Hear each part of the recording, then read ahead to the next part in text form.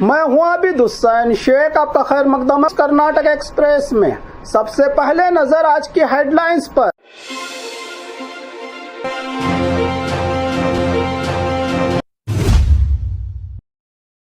KPSC भर्ती पर बड़ा विवाद, 80 लाख दो सरकारी नौकरी लो का आरोप, वेटरनरी रिक्रूटमेंट पर उठे सवाल।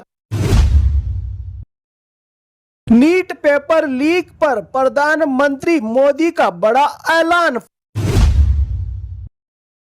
बार बार गर्म तेल और कबूतरों को दाना डालना पड़ सकता है अब महंगा, सरकार का सख्त एक्शन।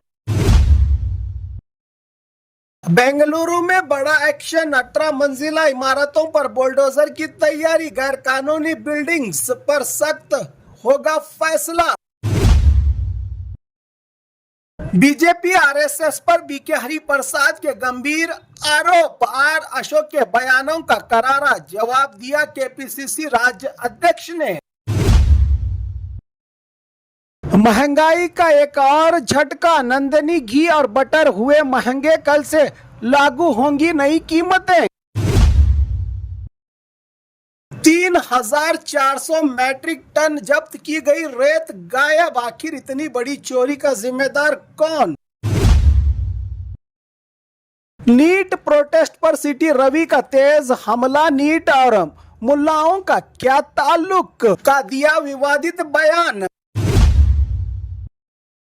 पीजी में सिलेंडर ब्लास्ट, 9 लोग घायल, जोरदार धमाके से मची अफरा तफरी। अब खबरें विस्तार से।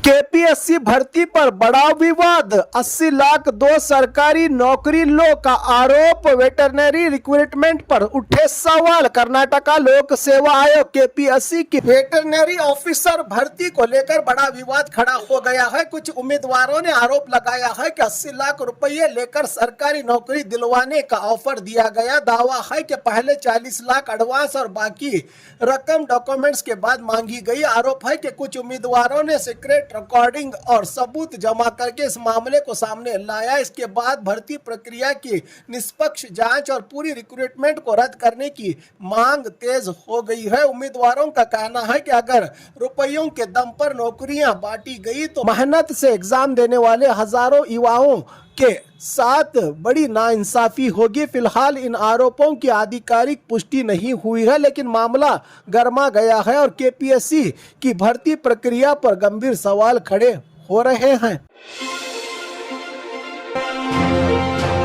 नीट पेपर लीक पर प्रधानमंत्री मोदी का बड़ा ऐलान, फास्ट ट्रैक कोर्ट की तैयारी, कैबिनेट में होगा फैसला। नीट पेपर लीक मामले को लेकर प्रधानमंत्री नरेंद्र मोदी ने बड़ा बयान दिया है। अपनी खामोशी को तोड़ते हुए पीएम ने कहा कि 22 लाख स्टूडेंट्स के भविष्य के साथ खिलवाड़ बर्दाश्त नहीं किया जाएगा और पेपर लीक के दोषियों को सख्त से सख्त सजा दिलाई जाएगी। पीएम मोदी ने बताया कि फास्ट ट्रैक कोर्ट और सख्त कानून का ड्राफ्ट तैयार हो चुका है, जिसे कैबिनेट की मंजूरी के बाद पार्लियामेंट में पेश किया जाएगा। उन्होंने कहा कि सरकार की पहली जिम्मेदारी थी कि स्टूडेंट्स का एक साल बर्बाद ना हो, इसलिए एग्जाम्स और रिजल्ट्स वक्त पर पूरे किए गए। इसी बीच धर्मेंद्र प्रधान के इस्तीफे को लेकर सियासी चर्चा तेज है देश भर में, लेकिन सरकार की तरफ से अभी तक कोई आधिकारिक फैसला सामने नहीं आया। दूसरी तरफ सोनम वांगचुक ने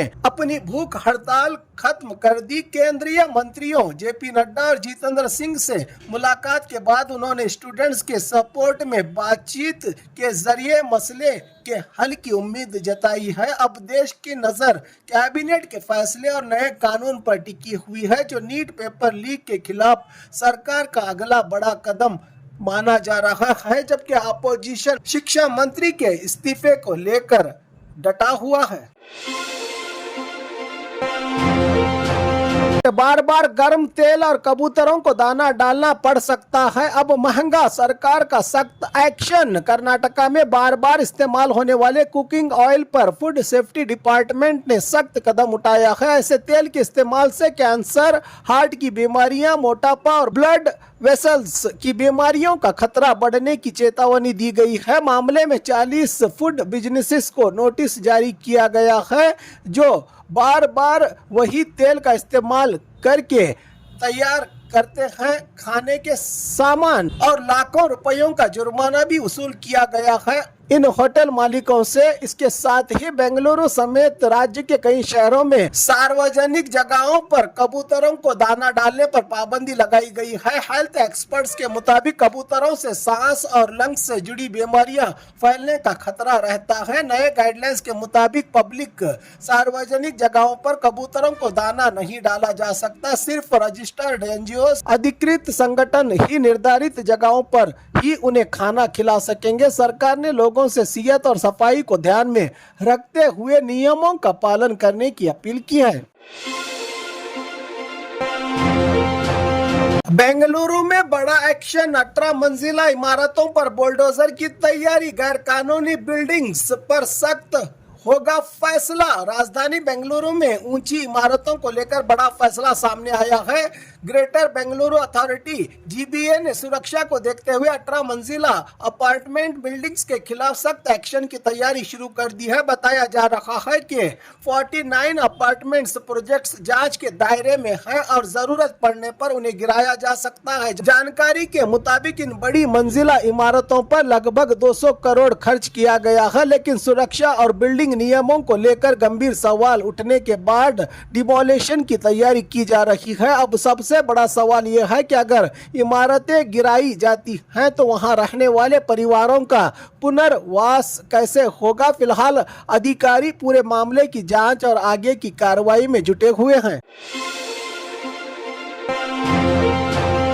बीजेपी आरएसएस पर बीके हरिप्रसाद के गंभीर आरोप, आर अशोक के बयानों का करारा जवाब दिया। केपीसीसी राज्य अध्यक्ष ने कर्नाटका कांग्रेस के सीनियर नेता केपीसीसी राज्य अध्यक्ष बीके हरिप्रसाद ने बीजेपी और आरएसएस पर गंभीर आरोप लगाते हुए आर अशोक के बयानों का करारा जवाब देकर राजनीतिक बहस को और तेज कर दिया है। प्रेस कॉन्फ्रेंस में उन्होंने दावा किया कि पुराने मामलों में बीजेपी आरएसएस से जुड़े कुछ स्थानों पर बम और हथियार बरामद होने की घटनाएं सामने आई थी और इसी बुनियाद पर बीजेपी के आरोपों का जवाब दिया। हरिप्रसाद ने कहा कि कांग्रेस कार्यालय में हिंसा या हथियार की नहीं बल्कि तिरंगा और गांधी टोपी की राजनीति होती है। उन्होंने बीजेपी पर राजनीतिक हिंसा और मासूम लोगों को उकसाने की राजनीति करने का गंभीर आरोप लगाया। इस दौरान उन्होंने अंडे और चप्पल फेंकने की घटनाओं, राहुल गांधी के विदेश दौरों और बीजेपी नेताओं के बयानों पर भी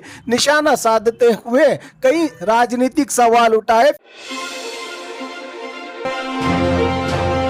महंगाई का एक और झटका, नंदनी घी और बटर हुए महंगे, कल से लागू होंगी नई कीमतें। कर्नाटका के लोगों को महंगाई का एक और झटका लगा है। बामूल ने नंदनी घी और बटर की कीमतों में तुरंत बढ़ोतरी का ऐलान किया है। नई दरें कल से लागू हो जाएंगी। नए रेट के मुताबिक नंदनी घी की कीमत 15 रुपये प्रति किलो बढ़ाकर 715 प्रति किलो हो गई है। वहीं नंदनी बटर की कीमत 50 रुपये प्रति किलो बढ़ाकर 660 रुपये प्रति केजी कर दी गई है। बामूल के मुताबिक दूध उत्पादन और पशुपालन की लागत बढ़ने की वजह से यह फैसला लिया गया है। फिलहाल ये नई कीमतें बेंगलुरु मिल्क यूनियन के क्षेत्र में लागू होंगी और कल से ग्राहकों को इसी रेट पर नंदनी प्रोडक्ट मिलेंगे।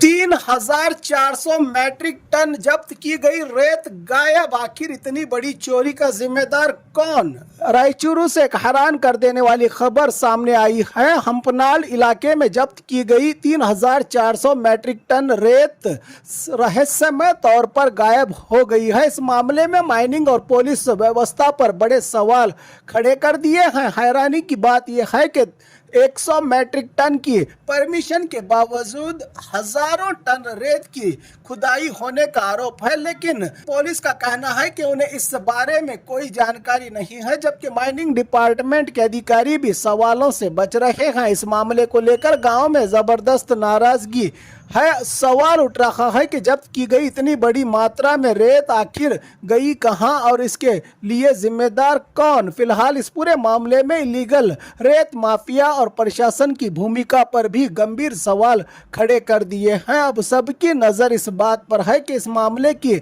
निष्पक्ष जांच होती है या फिर ये भी किसी फाइल में दबकर रह जाता है मामला।